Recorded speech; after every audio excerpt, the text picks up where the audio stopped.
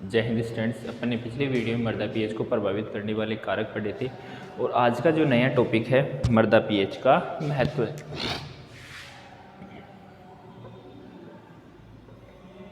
आज का टॉपिक बेटा मर्दा पीएच का महत्व है। मर्दा पीएच का महत्व है और उसमें पहला पॉइंट दे रखा है मर्दा पीएच का पोषक तत्वों की प्राप्यता पर प्रभाव। मर्दा पीएच का पोषक तत्वों की प्राप्यता पर प्रभाव। पोषक तत्वों की प्राप्यता पर प्रभाव कि मर्दा पीएच की पोषक तत्वों की प्राप्यता पर क्या प्रभाव पड़ता है, उस प्रभाव को अपन देखेंगे। तो देखिए स्टूडेंट्स क्या करें इसमें कि मर्दा अभिक्रिया बहुत ही महत्वपूर्ण मर्दा का गुण है। मर्दा अभिक्रिया मर्दा का एक बहुत ही महत्वपूर्ण गुण है। क्या करता है कि वो पौधों पर प्रत्यक्ष और अप्रत्यक्ष दोनों प्रकार के प्रभाव डालता है। क्या करें कि जो पादप वृद्धि के लिए अप्रत्यक्ष और प्रत्यक्ष दोनों प्रकार के से प्रभावित करते हैं। जो पादप वृद्धि को प्रत्यक्ष रूप से भी और अप्रत्यक्ष रूप से, मतलब जो चीज़ सामने हो प्रत्यक्ष और जो सामने नहीं हो अप्रत्यक्ष, तो प्रत्यक्ष और अप्रत्यक्ष दोनों प्रकार से उसको प्रभावित करते हैं। देखिए क्या करें आगे कि मर्दा पीएच मर्दा के रासायनिक गुणों एवं सूक्ष्म जीवों की क्रियाशीलता को सबसे अधिक प्रभावित करती है। क्वेश्चन क्या पूछा जा सकता है कि मर्दा पीएच कौन से गुणों को सर्वाधिक प्रभावित करती है। मर्दा पीएच कौन से गुणों को सर्वाधिक प्रभावित करती है। तो देखिए मर्दा पीएच मर्दा की रासायनिक गुणों और सूक्ष्म जीवों की क्रियाशीलता। रासायनिक गुणों और सूक्ष्म जीवों की क्रियाशीलता। मर्दा पीएच रासायनिक गुणों और सूक्ष्म जीवों की क्रियाशीलता को सबसे अधिक प्रभावित करती है। मर्दा में धनाइनों, अब धनाइन मैंने आपको भास्मिक धनाइन बताया थे, कैल्शियम मैग्नीशियम पोटेशियम सोडियम। तो कैल्शियम मैग्नीशियम पोटेशियम सोडियम और एल्यूमिनियम का मर्दा से सीधा संबंध होता है। क्या कह रहे हैं कि मर्दा में धनाइनों कैल्शियम मैग्नीशियम पोटेशियम सोडियम और एल्यूमिनियम का सीधा संबंध होता है। कम पीएच पर FeMnAl अधिक घुलनशील होते हैं। क्वेश्चन पूछा जा सकता है कम पीएच मान पर कौन से धनाइन अधिक घुलनशील होते हैं, या कौन से धातु धनाइन या कौन से धातु अधिक घुलनशील होते हैं। तो कौन कौन से FeMn और Al। FeMn और Al पीएच अधिक होने पर ये हानिकारक होते हैं। और क्या होते हैं बेटा, पीएच का मान अधिक होने पर ये क्या हो जाते हैं, हानिकारक होते हैं। इनकी कमी हो जाती है और जैसे जैसे पीएच का मान बढ़ता जाएगा तो इनकी मान में क्या आती जाएगी, कमी होती जाएगी। आगे क्या करा कि पीएच का मान 5.5 से कम होने पर नाइट्रीकरण धीमा होता है। क्वेश्चन पूछा जा सकता है कि नाइट्रीकरण धीमा कितनी पीएच पर होता है। तो क्या कहेंगे कि पीएच का मान 5.5 से कम होने पर, पीएच का मान 5.5 से कम होने पर नाइट्रीकरण क्या हो जाता है, धीमा हो जाता है। आगे कह रहा है कि पीएच का सबसे महत्वपूर्ण प्रभाव पौधों पर यह होता है कि पीएच मर्दा में उपस्थित पोषक तत्वों की उपलब्धता को प्रभावित करती है। पीएच मर्दा में उपस्थित पोषक तत्वों की उपलब्धता को प्रभावित करती है। पीएच क्या करती है, मर्दा में उपस्थित पोषक तत्वों की उपलब्धता को प्रभावित करती है।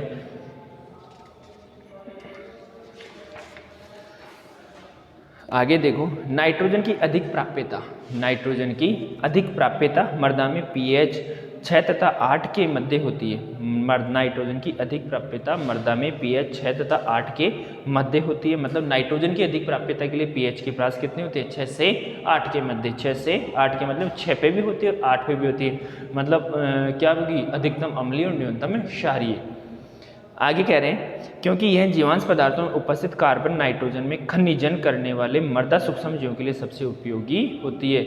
जो खनिजन करने वाले सूक्ष्म जीव होते हैं उनके लिए सबसे उपयोगी प्रास उपयोगी पीएच का मान होता है।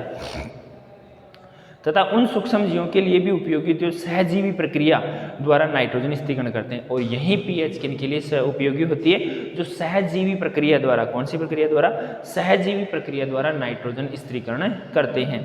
आगे क्या कह रहे हैं कि पौधे फास्फोरस को मर्दा से अधिकांशतः, पौधे क्वेश्चन पूछा जा सकता है, पौधे फास्फोरस को कौन से रूप में ग्रहण करते हैं। तो पौधे फास्फोरस को मर्दा से अधिकांशतः H2PO4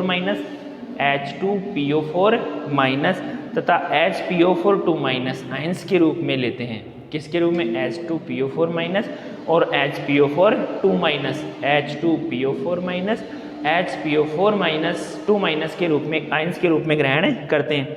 इनकी प्राप्यता पर पीएच निर्भर करती है। इनकी प्राप्यता पीएच पर निर्भर है। इनकी प्राप्यता मतलब इनको भी जो पौधों को प्राप्त होगी वो प्राप्यता भी पीएच पर निर्भर करती है।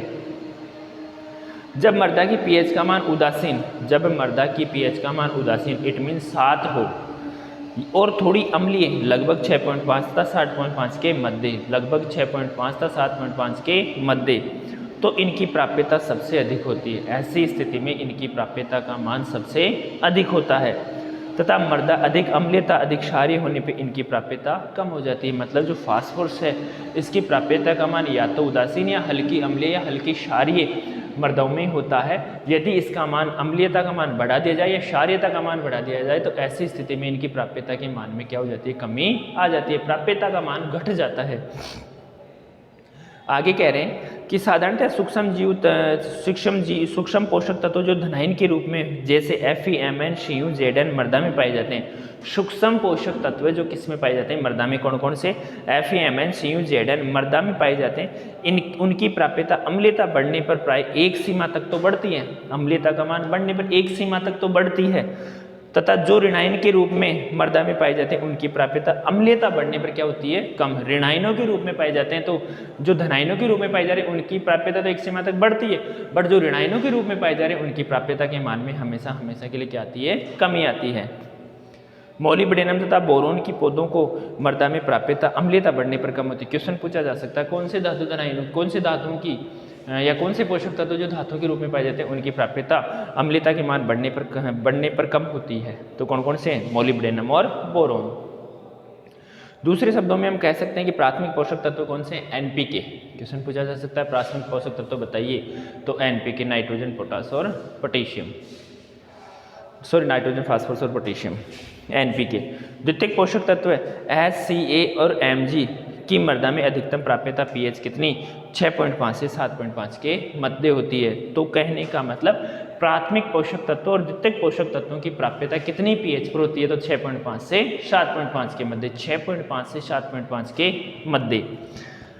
आगे देखिए मृदा पीएच का सूक्ष्म जीवों पर प्रभाव। पॉइंट नंबर 2 है मृदा पीएच का सूक्ष्म जीवों पर प्रभाव।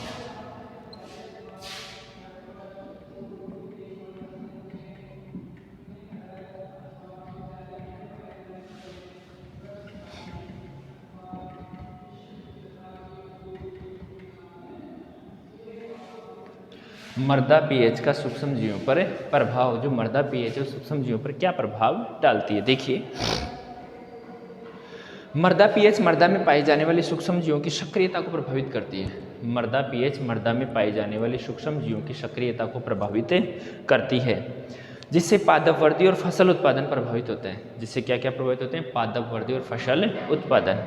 आगे देखो अधिकांश सूक्ष्म जीव उदासीन या हल्की क्षारीय मृदाओं में सक्रिय रहते हैं। जो अधिकांश सूक्ष्म जीव होते हैं वो उदासीन या हल्की क्षारीय मृदाओं में 7 और 7 से कुछ पॉइंट ऊपर जो पीएच का मान होता है उसमें सक्रिय होते हैं। पीएच 5.5 से कम पर बैक्टीरिया एक्टिनोमाइसिटीज की संख्या और सक्रियता में तीव्रता में कमी आती है। एक्टिनोमाइसिटीज और बैक्टीरिया की सक्रियता में कितनी पीएच मान पर कमी आती है, तो 5.5 से कम होने पर। इनके द्वारा कार्बनिक पदार्थों का ऑक्सीकरण इसी पीएच पर होता है, और इनके द्वारा कार्बनिक पदार्थों का ऑक्सीकरण भी क्या होता है, इसी पीएच पर होता है। सहजीवी एवं असहजीवी दोनों प्रकार के नाइट्रोजन स्थिरीकरण करने वाले जीवाणु, सहजीवी तथा असहजीवी दोनों प्रकार के नाइट्रोजन स्थिरीकरण करने वाले जीवाणुओं की क्रियाशीलता के लिए, सहजीवी और असहजीवी दोनों प्रकार के नाइट्रोजन स्थिरीकरण करने वाले जीवाणुओं की क्रियाशीलता के लिए उदासीन और हल्की क्षारीय मृदा अच्छी होती है। उदासीन और हल्की क्षारीय मृदा क्या होती है बेटा, अच्छी होती है। पीएच 5.5 पर या इससे कम पर फंजाई की संख्या में वृद्धि अधिक तीव्रता से होती है। पीएच 5.5 पर या इससे कम पर फंजाई की संख्या में वृद्धि अधिक तीव्रता से होती है। अम्लीय मृदाओं में जैव पदार्थों का विच्छेदन मुख्य रूप से फंजाई द्वारा होता है। अम्लीय पदार्थों में जैव पदार्थों का विच्छेदन मुख्य रूप से किसके द्वारा होता है बेटा, फंजाई के द्वारा होता है। सभी सूक्ष्म जीवों के लिए उपयुक्त पीएच कितनी होती है, 6 से 7। क्वेश्चन पूछा जा सकता है सभी सूक्ष्म जीवों के लिए उपयुक्त पीएच का मान बताइए, तो वह उपयुक्त पीएच कितनी होती है, 6 से 7। अधिकतर पौधों की वृद्धि उदासीन मृदाओं में अच्छी होती है। और पौधों की वृद्धि कौन सी मृदाओं में अधिक होती है? उदासीन मृदाओं में। पौधों की वृद्धि उदासीन मृदाओं में अधिक अच्छी होती है। जब अभिक्रिया बहुत अधिक अम्लीय या क्षारीय होती है, जब अभिक्रिया कैसी हो? बहुत अधिक अम्लीय या क्या हो बेटा? क्षारीय हो, तो बहुत से पौधों की वृद्धि क्या होती है? रुक जाती है। बहुत से पौधे की वृद्धि रुक जाती है। जबकि दूसरी तरफ कुछ पौधों की जातियां ऐसी होती है, जबकि दूसरी तरफ कुछ पौधों की जातियां क्या होती है? ऐसी होती है जिनकी अच्छी वृद्धि के लिए अम्लीय या क्षारीय अभिक्रिया वाली मृदाएं उपयुक्त होती है। जिनकी अच्छी वृद्धि के लिए अम्लीय या क्षारीय जो मृदाएं होती है वो क्या होती है बेटा? उपयुक्त होती है। आगे देखो बेटा, सारणी दे रखी है, इसमें सूक्ष्म जीव की उपयुक्त पीएच का मान दे रखा है। इसमें एक तरफ सूक्ष्म जीव दे रखे हैं, दूसरी तरफ दे रखी है पीएच की सीमा। देखिए समझो, बैक्टीरिया की पीएच का मान 6 से 7.5 के मध्य होता है। तो क्वेश्चन पूछा जा सकता है बैक्टीरिया के लिए उपयुक्त पीएच प्रास बताइए, उपयुक्त पीएच का मान बताइए। तो कितना हो जाएगा? 6 से 7.5। दूसरा कह रखा है एक्टिनोमाइसिटीज, उसकी पीएच का मान 5.5 से 7.5 के मध्य। तो एक्टिनोमाइसिटीज के लिए उपयुक्त पीएच का मान कितना हो जाएगा? 5.5 से 7.5 के मध्य। कवक की पीएच का मान कितना होगा बेटा? 3 से 9। कवक की पीएच का मान क्या होता है? मतलब बहुत अधिक अम्लीय से लेकर क्षारीय तक, उदासीन में भी होता है। एल्गी की पीएच का मान 5 से 7.5। एजेटोबैक्टर की पीएच का मान 6 से 7.5। एजेटोबैक्टर की पीएच का मान 6 से 7.5। नीली हरी एल्गी का पीएच का मान 6 से 7.5। नीली हरी एल्गी की पीएच का मान 6 से 7.5। फिर कह रहा है क्लॉस्ट्रीडियम की पीएच का मान 3 से 7। क्लॉस्ट्रीडियम की पीएच का मान 3 से 7। और विजेरिकिया की पीएच का मान 3 से 9। विजेरिकिया की पीएच का मान 3 से 9। और प्रोटोजोआ की पीएच का मान 6 से 8। प्रोटोजोआ की पीएच का मान कितना होता है? 6 से 8।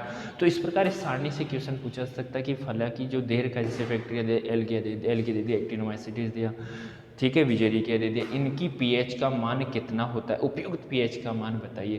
तो इस प्रकार इसका क्वेश्चन पूछा जा सकता है।